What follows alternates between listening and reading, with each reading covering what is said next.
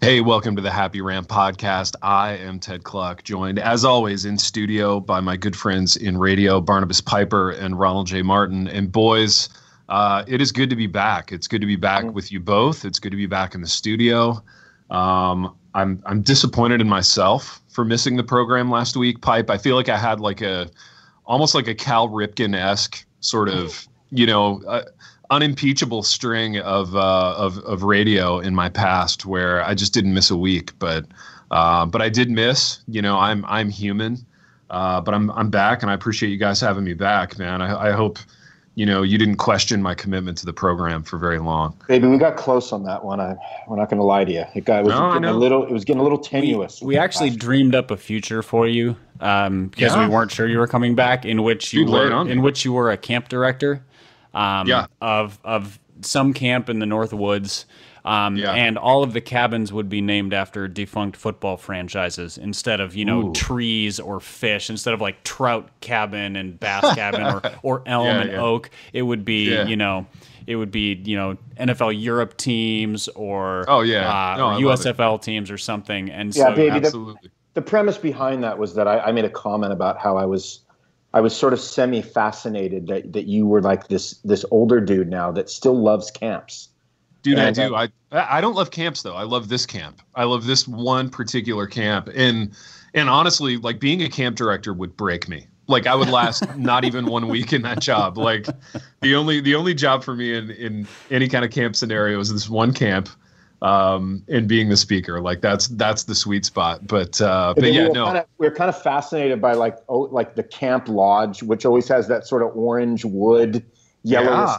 Just they all look the same. They all you nailed it. They bring back that vibe every single time. Dude, they totally bring back that vibe. And I have to say, like the dopest thing about this camp is that, like, my quarters, my little apartment at the camp is like, sorry, that's my phone going off. But you can my little apartment in the camp is it's actually in the chapel where I speak. So it's in like the basement of the chapel. It's super. Dude, it's a cozy. parsonage. They give you a parsonage, baby. Dude, I get a little parse, man. I get a little parsonage when I'm on campus at Camp Baracal. So tip of the cap to the actual camp director. I could never do his job. It would break me, but he does it well. He does it with style and panache. Ladies and gentlemen, it's Parson Cluck with the kilt.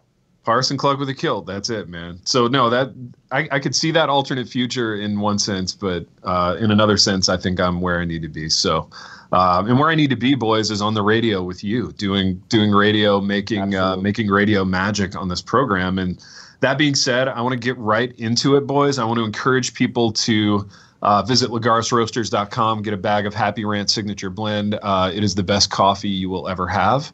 And I'm not just saying that because I'm business partners with Hector Lagares, although I am, full disclosure. This is great coffee. Hector Lagares is he's a very exotic coffee maker, so you should support that as well. And boys, let's get right into this because and you know what? I'm gonna hop into the funny one first because we're talking about food and beverage because we are now in the beverage industry via one Hector Lagares. There was an article recently by a writer who I think the three of us kind of respect and enjoy. Typically, his name's Brett McCracken, and he wrote this piece on TGC about whether or not food has a gender. And I just want to get you guys to comment briefly on the premise of the article. So, Piper, let's start with you, and then we'll get Ron's input on it, and then we can go into a little activity that I've got planned for the group. Yeah, for the most part, the article is pretty straightforward. Argument for biblical complementarianism, as the proponents of that viewpoint like to call it, because if you put biblical in front of something, it becomes unassailable, because as we know, everybody views the Bible the exact same way. So that was like 80% of the article. Is a pretty traditional view, but looking at sort of the inherent gendered characteristics of things. But it started out with him talking about how they had two restaurants selected depending on, so they were expecting a child, where they were going to find out if it was a boy or girl, and when they found out, they would pick one restaurant or the other to go celebrate at based on the sort of inherent femininity or masculinity of the food served at these restaurants, and I found that to be amusing. Dude, can I just add about the intro to that article? Like, Brett McCracken and I probably have a lot in common. Like, if you were to like Venn diagram the two of us, there would be a lot of overlap. But I think just reading the intro to that piece, it made me go, oh my gosh, this guy sounds like such a yuppie white man. You know what I mean? And then I'm like, oh my gosh, I'm a yuppie white man. You know, like I didn't like seeing on the page basically what my life looks like.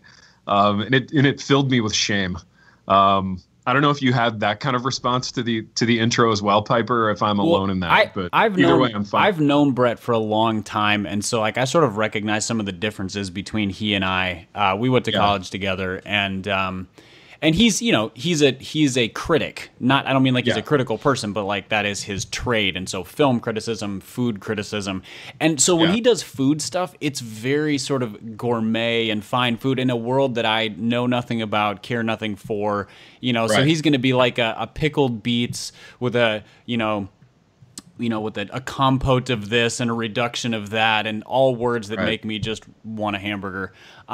So that's where he and I would part ways in terms of our respective. Yeah, he's lifestyles. like a watercress and fennel guy. Yeah, exactly. And as far as I'm concerned, watercress is it's like the packing peanuts of whatever food it's in. Exactly. Big R, I want you to respond to the premise of the article ever so briefly. Keeping in mind the irons in the fire that you've got with TGC, so nuance this one, man. Yeah, well, okay. Don't lose an opportunity to be a main stage speaker in like 2040. Dude, seriously, yeah, that's 2040. When I'm not alive anymore? They have long memories. They do. Exactly. When I don't exist to speak anymore, that'll be great. That'll be great to be one of the plenary guys post death. It'll be awesome. There you go, man. So I'm reading a little bit of the article and sort of the premise in the beginning where they were doing a gender reveal party. We should talk about that sometime too, boys. Well, and then to be fair, they said they did not throw a big party. This was just like a family thing, which that's we're moving towards acceptability there. So they immediately knew, him and his wife immediately knew that brats and fries for dinner were more brats. I like saying brats. To celebrate our baby boy than kale and candied beets. Yeah. To which I immediately just got a text from Big M right here. Hold on, boys. You want to hear this? She said, my birthday meal request was brats and sauerkraut and beer for what it's worth. So she's like, don't put me in a box. Don't stereotype me, Brett. Absolutely. Yeah. I feel like there might be some gender confusion either with the food or a person here. This is all very puzzling to me, Ronnie, because brats are masculine. That's what I mean. Said. I know.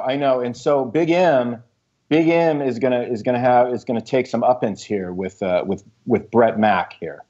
Dude, I love it because like that text, baby, is so. It's the 90s-ist thing, because if there's one thing people who like came of age in the 90s hate, it's being put into any kind of a box.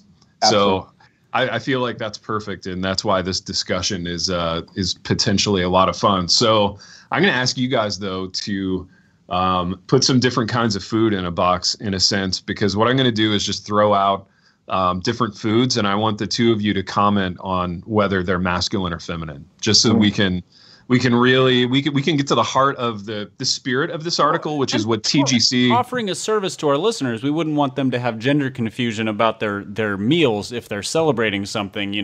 If it's like a church potluck, how much you have to be careful how many feminine foods you have there, because that could be an issue. I don't want my plate to trigger anyone. Right. Guys, we're just trying to make some progress here, right? We're trying to tackle a major issue. This is a huge issue, which is why it got the column space that it did on TGC. So tip of the cap to them for tackling this one, because it's tough and it's hard and there's a lot of nuance. So without further ado, I'm throwing foods out. I haven't done a lot of thinking on this, so you guys just give me your assessment of these foods. First, banana. Clearly masculine. Okay. I'm gonna go. Yeah, that's low hanging fruit. Dude, right. I'm starting you out easy. No pun with the low-hanging fruit. I'm going to go feminine on that one. Oh, interesting. Defend yourself, or the banana, as it were. Yep. I have no defense. Baby, you're just being contrarian. Are you really like embracing the importance of this discussion at this point? No, I am. I promise. I'm on Amazon.com right now. I'm totally serious about this discussion. Because this is why society is going to hell in a handbasket, because there's somebody who can look at a banana and think feminine. Like you are what is wrong with America, Ronnie. Right there. You just summed it up. Maybe you gotta think a little more deeply. And the church needs your leadership on this. Like we need some tweets that start with the word pastors and then a comma and then like some wisdom about what foods are what Boys, gender. Can you give me some ways that I can integrate this into my sermon on Sunday? Ask TGC. I mean, they're in that Brett McCrack. Yeah, they're in that business. This is what they do. All right, next food: avocado, masculine or feminine? Transgender. Ooh, Piper, very provocative, very very provocative. Yes. I love it. Yeah. That's why it's such a popular.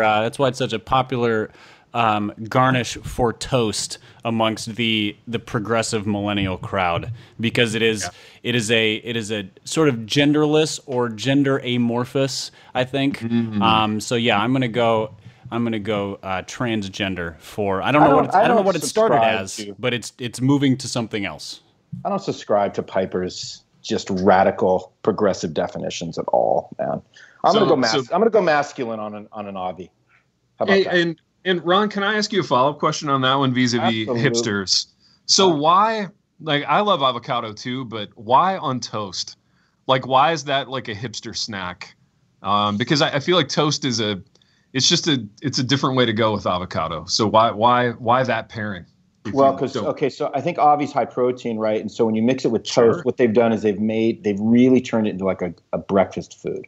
So that's a way that they've really sort of transformed into like kind of like hipster breakfast. They've redeemed the toast. They've redeemed that piece of bread. Redeemed the avocado. I'm actually writing a book right now called Redeeming the Avocado. Okay. Yeah, there you go. Crossway. It'll be out on TGC in 2040. That'd be an even more provocative book if avocado was transgender. Ooh, I like this. See, this is good synergy. Guys, we're getting really controversial today. What started as funny has become like a real like exercise for our fields. But okay, next food, quinoa. Oh my gosh. This is Ronnie's field of expertise. I'm going to leave this one to him. Judas Priestess. Yeah, Judas Priestess. We need quinoa. Quinoa. You know what's so funny, man? I feel like most of the dudes I've ever been with have ordered it as opposed to the women, but it feels more feminine to me. Interesting. Are they just trying to get in touch with their feminine side in ordering such a thing? I think you're probably correct, Pipe. See, I also would have gone more feminine for quinoa. But really, what I said is true, huh, Pipe? Like you never like you always see dudes when they're like trying to be good with their eating, like ordering quinoa. Yeah. Dude, whenever I see a dude ordering quinoa, I just feel sad inside. You know what I mean? I feel sad as him. Not as sad as him when he eats it. Exactly, because I feel like that's a dude he's living for other people. You know what I mean? He's not living the life he wants to live. Right. I mean, you'd never see Jared C. order quinoa. Would you ever see Jared C. Wilson order quinoa? No, never. I don't know him that well. I don't know what he's like. Why would he not order quinoa? You're telling me he is living his best life now. Correct. That's good. I mean, good for him, man. That's terrific. All right, one more. Oatmeal. So like a bowl of oatmeal for breakfast. You made this really tough, Big T. I know. I'm. You guys, it's iron sharpening iron right now. I'm going totally. I'm going mask on that one. Okay. Yeah, that's my inclination on that one as well as masculine. Mainly because I think of oatmeal as prison food, and the majority of inmates are men. There you go. Interesting. Well, boys, I appreciate that dialogue, because really dialogue is where it starts with these things, and we can write about these. The reason you put that article out there is to get a discussion going and to get people talking. So I want to thank you for entering into that with me, and we actually have some other stuff to talk about. So I want to get right into another TGC thing, which is something, Ron, that you texted over, and I think it was a topic that almost got cut in our pre-production meeting, and I would have been sad to see it go, because I think it's a more serious one, and it's kind of interesting, and it's on the level of kind of missional, incarnational versus people of a like mind and like culture worshiping together. And I feel like via text, and you can nuance this out, you can go first, but I feel like via text you were arguing for, why is it bad for people who are alike to worship together? And I responded with, I think you can set your watch by this pendulum swinging wildly every 15 years or so. And I think we've been in a like-minded people worshiping together phase for a while, and we're about to swing it back toward like, hey, different people worship together. But I want to hear you speak to that, and I want you to kind of defend your position on it, because I think Piper might disagree with you, and I think I might disagree too. So lay it on us, man. But no pressure. Yeah, no pressure. Yeah, no, I mean, so it was. I think the article was like 5 things you need to look for when you're choosing a new church or something like that. I think the first 4 were expository preaching, and then the last one was diversity. Yeah, absolutely, man. 1, expository preaching. 2, expositional preaching. Yeah, there you go. Yeah, good. A little nuance there, and then a little diversity. You're right. The 5th one was choose people who are unlike you. And so I think like coming out of this whole Jeff Vanderstelt, missional kind of, mentality that we've been trading out on, for the last 10 years or so, which is fine and good. I think it struck me that like what's so strange about that is not that I necessarily disagree with it on paper, but at the same time, there's sort of a natural default in us that when we're walking through the doors of a brand new church, like we're not looking for somebody unlike us. We in fact are looking for somebody like us to find some commonality. And I don't know if that's the wrong place to start. I don't know that we should end there, but to find somebody where you have some commonality with as a way to exist within, a framework of having people unlike you, that's just not that big of a deal. And I think it's actually a little more natural maybe, right? That's my take. Yeah, I mean, I think people always can be counted on to do what they most want to do.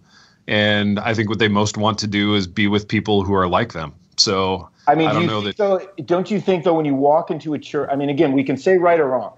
I'm saying like when you walk into a church and you're looking around, like you're like the people or the things that catch your eye, whether it's people or otherwise, are going to be the things that you're most familiar with. I mean, that's just what it's going to be, right? And 2, I mean, I think in the circles that we run in, you don't have to tell people to like seek out people like them, because I think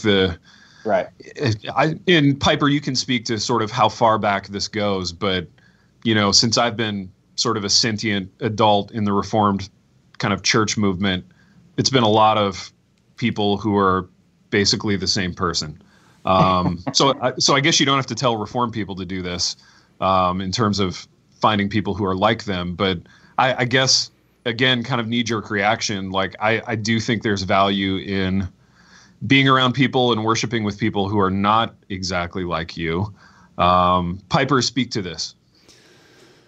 I agree with Ron's premise that the most natural thing for people to do is to find somebody, I mean, whether or not like us, everybody has sort of a norm that we are comfortable with.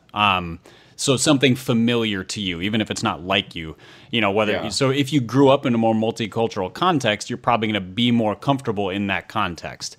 Sure. For example, I've attended plenty of sort of suburban mega churches. Mm-hmm. That's not what I grew up in, and it's not what I gravitate towards. And so I always felt a little bit like an outsider, even though I look very much like I fit in a suburban megachurch. So, but I think in terms of gravitating towards a norm, that's absolutely true.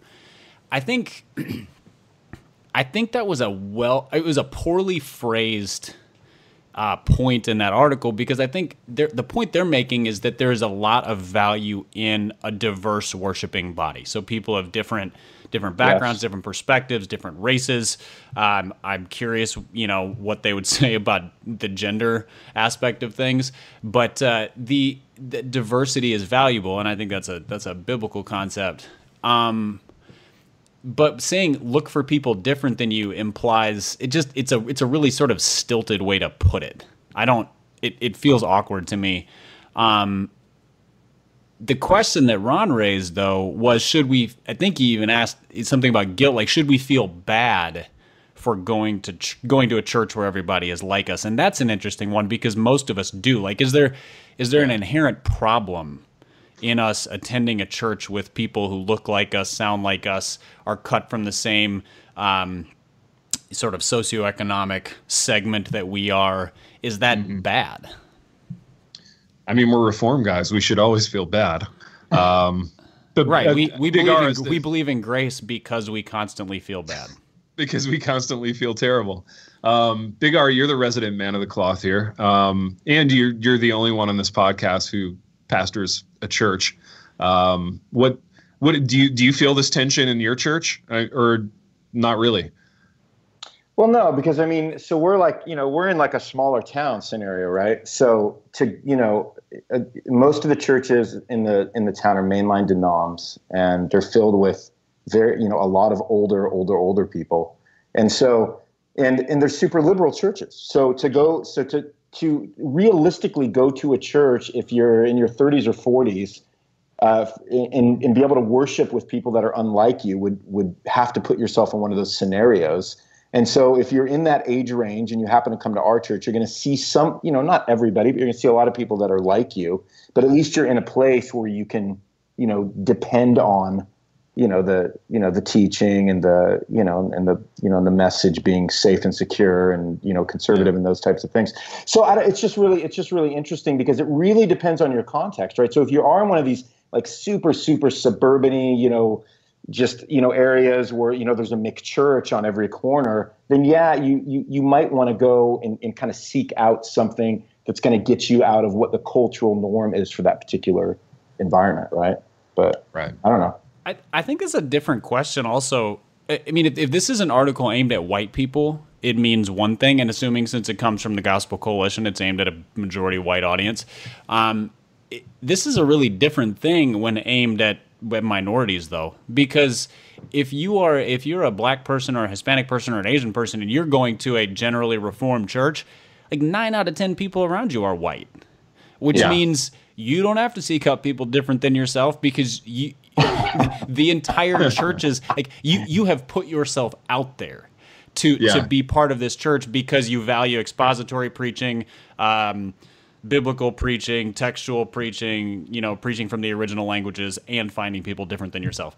So it's a different thing for a white person though, because we don't have to think about it the same way. I mean, in conversations with minority friends, that's the point that I've had to learn bit by bit over the years more than anything is that white people don't have to pay attention to race in America, and which is why we're always uncomfortable when race comes up. And minorities never stop thinking about race because white culture is sort of the dominant thing. And so that's another reason it was an odd phrasing, because it assumes that this is to a white audience who is making a decision about how to interact with people different than themselves, and it sort of disregards the inherent difference that minorities engage every time they walk into a church that is majority white. Yeah, and I mean the thought that occurs to me is at 0 points in our history have people in black churches been like, we got to get some more white people. You know what I mean? I think, and for good reason, because we've ruined a lot of stuff that they've had going on over the years. Dude, right. So I mean, it's just an interesting tension, I know, in the metro area that I live in, and especially being in a college context. I mean, there's always this sort of academic, discussions of race where, we ostensibly have it all figured out, but, I'm not sure. I'm just not sure, I don't think we do. But anyway, boys, one final thing. I don't think people should feel guilty for going to a church that is majority whatever their culture is. I think the point is, there needs to be an openness to people who are different. So if there are people from a different socioeconomic class or different races, different backgrounds, different countries who show an interest in your church, are you a place where that is valued and absorbed and learned from, as opposed to sort of subjugated to the majority culture, whatever that is? So I think that's probably where we need to land, as opposed to thinking every time I show up to church and I see 8 out of 10 people are white, I should feel low-grade guilt for being here. I don't think that's healthy, because I think it takes away from the community that you are part of. Yeah, that's a good point, man, for sure. Boys, we got time for one last topic. I know we got to get Big R out of the studio here. He's got to. Baby, are you going on another trip, or you just got stuff? Or do you have another? Do you have like ordination revisions to do, or what? What do you have going on? Oh man, I made all my revisions yesterday. It was insane. Yeah, dude, that's quite the ringer they're putting you through, right? Yeah, man. It's a 3-year process with papers, revisions. I don't even know if these revisions are going to. I just did everything they said. I mean, they might come back with 28 more. I don't know. Yeah, man, that's tough. That's a. Yeah. Do you need help? I mean, I could jump in and help with some things. I mean, yeah, I need help, and no, you really can't help. All right. But I appreciate that, Pipe. That's really nice. That's really nice. I mean, nobody's offered any help in the 3 pages I need to write on the deity of Christ, except for Wayne Grudem. Grudem has been a major help. Dude, Grudy has reached out as he stepped in, as he often does. He often does. Yeah, dude, what a stand-up guy. What a guy. You know, absolutely. Say what you want about Wayne Grudem, but I mean, who's sitting up with you late at night there at the breakfast nook in A-Town, helping you go over those notes? But the answer to that, baby, is Wayne. Wayne is. Yeah, fountains of Wayne, absolutely. Fountains of Wayne, absolutes. Yeah. So there you go. Boys, speaking of people who are not young, Wayne Grudem he's not a young man anymore, but there he is in A-Town, burning the midnight oil with Big R. I recently watched a movie in the theater called Mission Impossible Fallout. Oh boy. This was the big summer. Yeah, very arty. It's actually a Terrence Malick film. It was just a bunch of flowers opening in the desert, and you were just left to kind of draw conclusions about it. But, zero dialogue, and we all pretend we like it. And the impossible mission was figuring out what it means at all. Brett McCracken and his wife were there, actually. I think we caught him right before the big gender reveal dinner. But but anyway, I saw Mission Impossible Fallout. And in the fashion of those movies, it was very fun to watch. My boys are at exactly the right age for that kind of thing, and that they think all the car chases and explosions are really cool. But 2, I think, meaningful things occurred to me as I was watching the film. One is that Tom Cruise is 56 years old. My dad, by the time he hit 56, he already had a grandkid. So he was a grandfather at 56. You're doing generally old man things at 56, except that in the movie, Tom Cruise was doing all the things that he's always done in those movies, which is a lot of sprinting and jumping and fighting and seducing of young women and dangling off of cliffs. And except that he was doing it with the kind of fleshy, bulbous face that you get when you're 59. So it was really confusing and interesting to me on the level of it just to me was an object lesson in how our culture is so resistant to aging. And the guy in the triad of Mission Impossible people who used to be the young whippersnapper who was doing all the computer programming is Simon Pegg, who's 48. So he's a relatively old man himself now. Can you be impish in 48? Dude, yes, if anyone could be impish in 48, it's Simon Pegg. But I think he even fails at being impish, because when you're 48, you're sending a kid to college, or maybe watching your kid get married. And these are real things that happen when you're 48 years old. And instead, they were still making masks and fighting and doing Mission Impossible things. And as a sort of corollary to this movie experience, I actually rented Clear and Present Danger, the old Harrison Ford movie from the 90s. Yeah, because Harrison was kind of doing that. He had the same gig, man. Dude, he kind of did. He still does. In Clear and Present Danger, though, he was 52 when he made that movie, and he was doing awesome old man stuff. And in fact, he wore a members only jacket, an old man windbreaker for the duration of the movie. And he was basically beating you with his mind at that point. He wasn't doing a whole lot of actiony things except for the very last scene. So it was just interesting to me. And he was never he wasn't a true action movie guy anyway, because the directors are like, oh, you're the slowest man alive. If we have you sprint, it's a slow motion scene. Like he just wasn't athletic. But isn't just like this kind of like I look at like what TC's doing. I'm sorry, Terrence Malick's doing in Mission Impossible movies. Yeah, exactly. And I just see him as being kind of like the new James Bond. You know, James Bond was old when he did all that stuff too, man. Right? Yeah, he was. I guess. But there's a reason they rotate out the James Bonds. And it's, partly because you can only watch, Pierce Brosnan so many times before you realize he should be a butler, not a, spy master. But I think it's so that they can keep him sort of perpetually like 43, because that's like like that late 30s to early 40s is like the sweet spot for you're the smartest because you have lots of experience, but you're still young enough to be athletic and spry, and you can fist fight 9 people at once and shoot straight.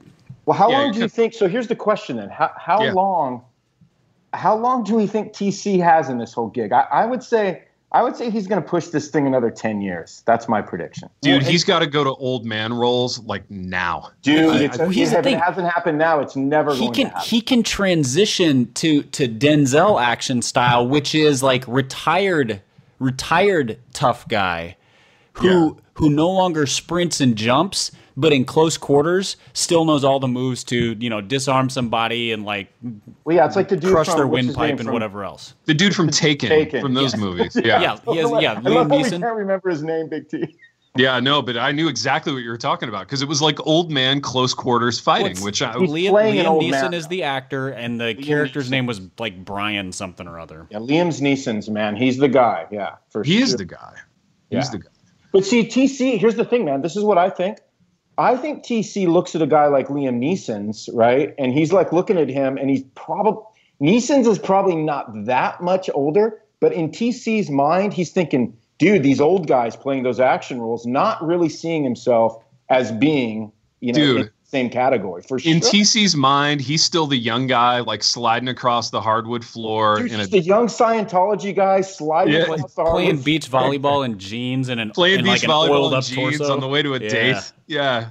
He's like the guy at the end of that German movie where he was like in Nazi Germany when he said like "Long live sacred Germany," but it sounded like he said "Long live Scientology" before they like shot him. I mean, he's still that guy.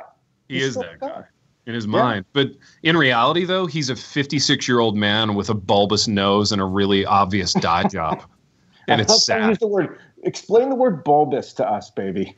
Baby, so I know what it means, but I want to hear you explain it. That was actually the title of the column that I wrote about the movie. It's called "Everybody's Nose Got Bulbous," which really is what happened. Like I'm watching this movie, going like, I feel like I'm watching all my old uncles do things that they wouldn't actually be doing. Just picture John Voight's face, and that's a bulbous nose.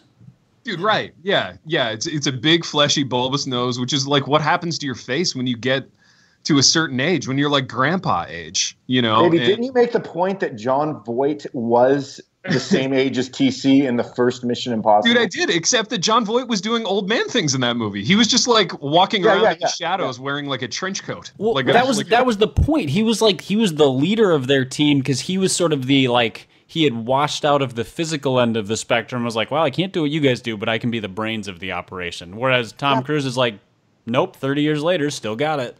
But dude, here's the thing. So I got in an argument with this dude the other day, and he goes, I think it was after services on Sunday. And he goes, dude, he's all, well, Tom Cruise never ages. I mean, he can just play those parts forever. I said, no way, dude. I said, literally, look at a promo shot of Jerry Maguire. Look at TC now. He does look older, man. He looks totally different, I think.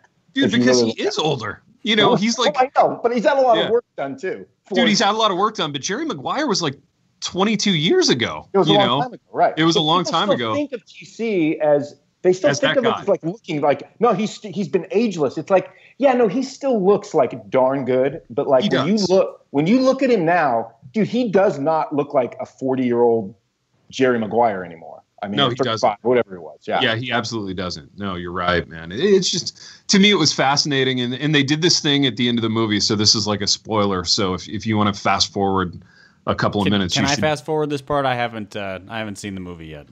Keep it yourself, man. We got a TC fan in the house with pipe here. No, all right, I'm man. fine. I'm gonna keep it to myself. Here's the deal. I know the whole plot of the movie and I haven't seen it, so by all means, that's because you saw the last one. Yeah, because you saw the first 18 Mission Impossible movies, and so I know the plot.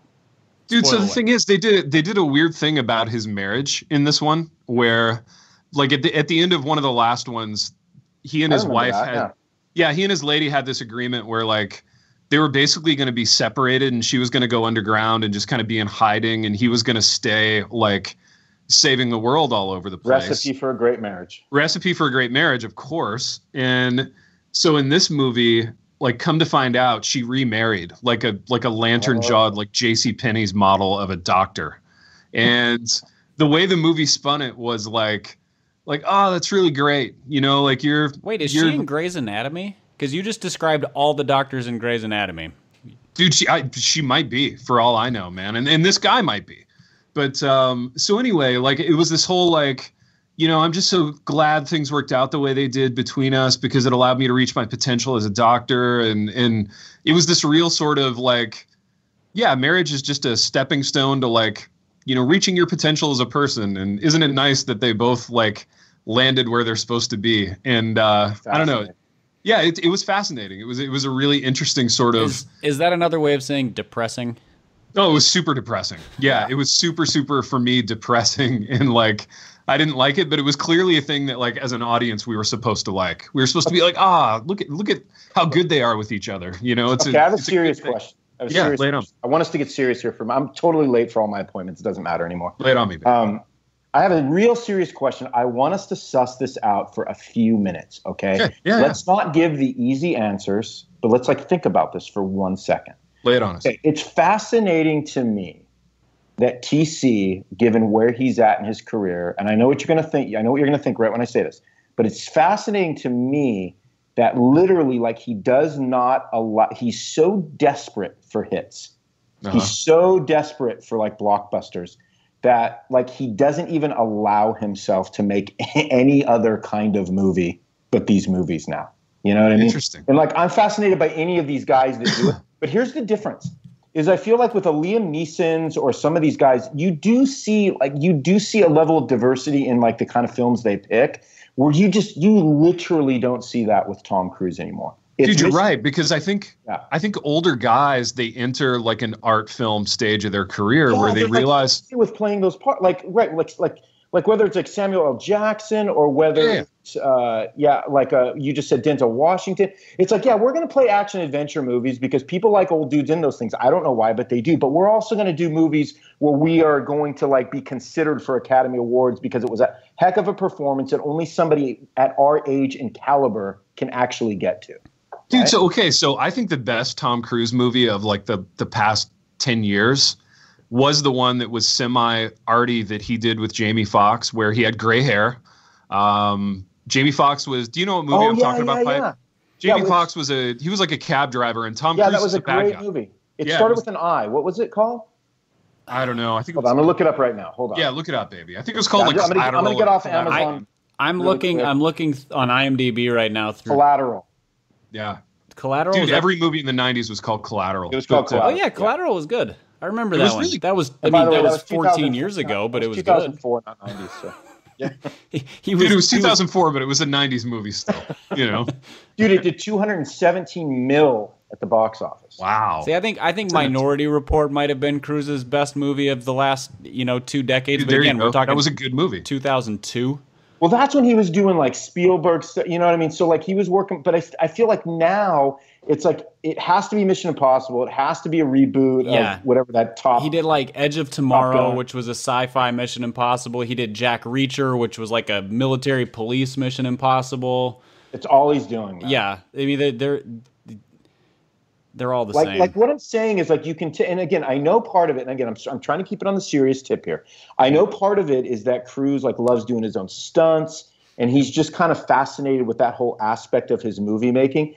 But I mean, Big T, how many times have we talked? I mean, he can play a drama role. I mean, how many times have we discussed Jerry Maguire?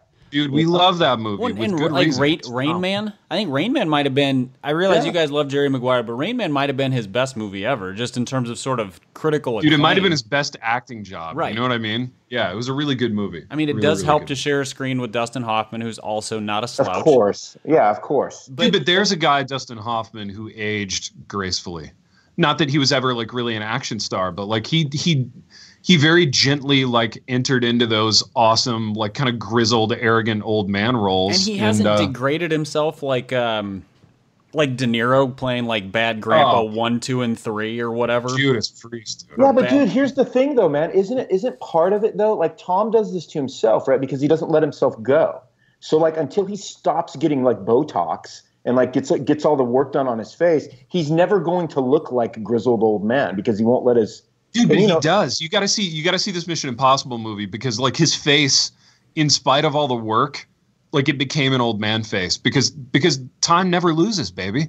You know, time always wins. Time is undefeated.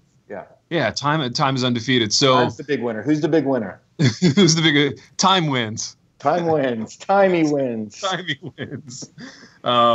Oh man, yeah, but Time definitely won, and that's no knock on Tom Cruise, man. He's still like, look, if you put him next to a real person, like he's still way better looking, of course. Well, I mean, honestly, can you even imagine that guy playing like let's say like a married guy with a grown up child who's like dealing with all this like you know age of life kind of like problems and scenario like you literally like he wouldn't even be convincing in a role like that. You'd be like, "What are you doing, man? Why don't you jump out of a plane? What is this?" Dude, that's the kind of role he needs, though. That's exactly. You know what he needs? He needs to do a Terrence Malick film. He needs to do a Netflix miniseries, like 8 episodes, where it's like a slowly paced character development sort of thing, where he can play like a retired police officer who's dealing with like kids back from college or something like that. Just some sort of like. Yeah. Not necessarily artsy, just like paced out, non-stunt driven thing. Okay, I'm going to say something right now that's going to bring all this home, right? And it's one comment. It's this. Bring it home, voice. Baby. Tom Cruise never wanted to be, wait for it, Sean Penn. In as much as Sean Penn is like a weirdly jacked, steroidal old man himself. Yeah, but Sean Penn has so much credibility. Dude, you're right. He makes movies for $20. He wins Academy Awards. TC has still never won an Academy Award. He flies to Ecuador and interviews drug lords. And doesn't get shot. He has like a series coming out on Netflix in September called The First, about the first man trip to like Mars or something. Like he's still like he takes risks and he doesn't mind and he looks old. Dude, I mean, you look at Sean Penn, you're like that dude's never even been to the doctor, much less like had any sort of like facial like repair jobs done. I mean, he's the Keith Richards of the acting community at the end of the day. You know? Dude, he is, but he's more awesome for it, you know. And you but the thing is, you could never see TC do that. But you know, man, I would love TC to do that. I would love TC to make a Terrence Malick vehicle. I would love a vehicle like that. But then no one would see it except for Ted and Brett McCracken. Dude, me and Brett McCracken and Brett's lady would be there. It would be Tree of Life 2. And I would have to. The awkward thing about that is the discussion that would happen between Brett and myself after the movie, in which I would have to pretend to have liked it and pretend to have known what was going on. So there you go. Tom Cruise, Tree of Life 2. Let's get it done, movie industry. Terrence Malick. I mean, I just feel like anybody you talk to that likes Terrence Malick, it's like I look at him and I go, it's just me here in the room, and you don't have to front. Baby, am I right about this, though? Terrence Malick, that is the perfect, like, pretentious arty name. It gets no better than that. If my name was Terrence Malick, my life would be completely different. I'm not saying it would be better. No, it would be totally different. And if you were like doing an award show, you would say, it was great working with Terry. Oh, it was amazing working with Terry Malick. You know, what a dear man. You know, what a gentle guy. He's a lovely man. He's a lovely man, Terry. Terry just was so gracious and kind on set. Yeah. People call him Terry. I call him Terry because of how familiar we are. That's what I mean. You call him Terry. Yeah. It's like when you work with Anthony Hopkins, and I remember Gwyneth Paltrow at the Academy Awards. He said, "Oh, and it was just a privilege working with Tony." It's like, first off, Gwyneth, you're not from the UK, And secondly, just call him Anthony, like isn't he a Sir Anthony Hopkins now? Yes. Like, so calling him Tony is not just like, oh, we're gonna disrespect the man. We're gonna disrespect the title and the man. Dude, my favorite one of those though, and I think we've talked about it on the program. I love it when people call Robert De Niro Bob or Bobby. They say Dude, Bob. it's so funny to me. Yeah. Oh yeah, I worked with Bob on Bad Grandpa 2, and he's just a wonderful, just so great. They say the same thing about Robert Redford too. Oh, it was great working with Bobby. Oh, Bobby, yeah, what a. I feel like his grandmother is the only person who should be allowed to call him Bob or Bobby at this point. And I'm sure she's passed away, considering he's 97 years old. Is that all he is? Is 97? God rest her soul. Yeah. Mrs. Red. Yeah. Bobby Red. Bobby Red. I call him Red, actually. I just call him Red. Yeah, well, he's a lovely guy. He loves it when you do that. He's a lovely man. Bobby Red. Well, boys, these are all great ideas. These are all movies that need to be made, and I'm sure the Hollywood executives that listen to the program are like having rights negotiations. Oh, things are happening right now. Things are popping, man. People are at round tables right now. Maybe Ted can get called a lovely man for inspiring the idea for these screenplays. Dude, I would love that. I'd love just a little lovely man credit. Baby, I would think when Silverdome gets somebody an Academy Award nomination, they're going to be up there and say, it was great working with Teddy. I mean, Teddy's a screenwriter that I mean, we all aspire to working with someday. So it was a dream come true for me. He's gentle. He's lovely. I hope they say that. Like, I'm going to. Teddy's a lovely man. I want to be a lovely man in Hollywood. I know you do. That's the future. That's what I want more than any other. You want to work at a camp, or you want to be a lovely man in Hollywood. I get it. I mean, one of those things maybe can happen. I would like to be lovely in both contexts. Is that too much to ask? One of those things maybe can happen. That's all I'm going to say. Baby, dreams do come true. You have missed your meeting. I don't know what we kept you from. You probably missed a flight because of this. But yeah, I did. I missed a meeting on my flight. So dude, you missed a meeting on your flight in the private jet that you're subleasing from Creflo Dollar. I've said this a million times. It's hard to do the rant when you're just sitting on the tarmac all day. It's hard. Ronnie Tarmac, Ronnie T. It's hard to accomplish these feats. The man, the myth, the legend. And you know what? Resonate Recording does an amazing job of clipping out all the audio from the Cleveland airport in the background of all these episodes. Yeah, absolutely, so, it's quiet. Like all the hustle and bustle, the gate activity, the gate changes. I'm an executive suite, baby. I mean, you don't really have to do gate changes when there's only like 4 gates, though. Yeah, baby, you're up in like the Admirals Club, right? I am. I'm in the like American Airlines Admirals Club right now. I'm looking at a couple of these guys that are just Oh, that's high end. Wearing their suits and their ties. They're looking at me going, weary travelers, business travelers. They're looking at you in your flannel shirt, even though it's 104 degrees out. I have my clerical collar on today. Yeah, clerical collar, flannel shirt. Because I'm a Rev now, right? So that's what I have to wear. I don't do flannel anymore, right? Dude, are you a Rev now? Can we call you Rev? Like, Rev is it provisional based on your edits, right? Rev on, man. Yeah, absolutely. No. I mean, I'm in. The edits don't matter. I'm in. So they kissed the ring. They made you. You're a made man, except that you have to do the edits. But we can call you the Rev. Absolutely. It's a done deal. It's a done deal. That's good. Yeah. That's really good. I'm glad. Everything's changed. Everything's different for me now. Everything's different. You're like the Terrence Malick of your business now. I am. I'm like the Terry Malick of pastoring right now. Is what I am. Dude, isn't that so great though? Guys, let's be honest. I literally am the Terry Malick of pastoring. Dude, you kind of are. Yeah, you're all vague and obtuse, and everybody pretends to like your sermons and know what you're talking about, but they really don't. Well, that's true that they pretend to like my sermons. There's no doubt about that. No. Yeah. Absolutely. And every sermon is about twice as long as it needs to be. Absolutely. I preached a whopping 44-minuter on Sunday, boys. Just Baby, you're getting a little forgiveness. More reformed as time goes by. That 44 is going to creep up to 54 in another year. Oh man, you're going to be you're going to be one of these reformed guys. Substance is going to be a 2-hour plus ordeal before it's all said and done, baby. Man, it's rough. Yeah, I know. It's like a Terrence Malick movie, Terry. It's rough. Yeah. Terry. Yeah. All right, let's end this thing. Well, boys, let's end this with another name that's near and dear to all of our hearts and also listeners of the program. I just want to thank Rach. Yeah, I want to thank her. Lovely. We've never interacted or spoken, but lovely person.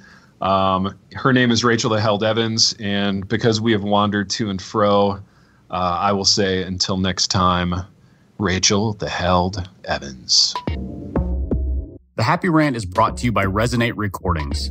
If you go to resonaterecordings.com, you can see the full range of services they offer. So if you're considering starting a podcast, they are the ones we recommend going with. Again, go to resonaterecordings.com to see their prices, to connect with them and ask any questions, and to see what they can do to help you launch, edit, master, and improve your podcast. Again, go to resonaterecordings.com to see what they can do to help you launch and improve your podcast.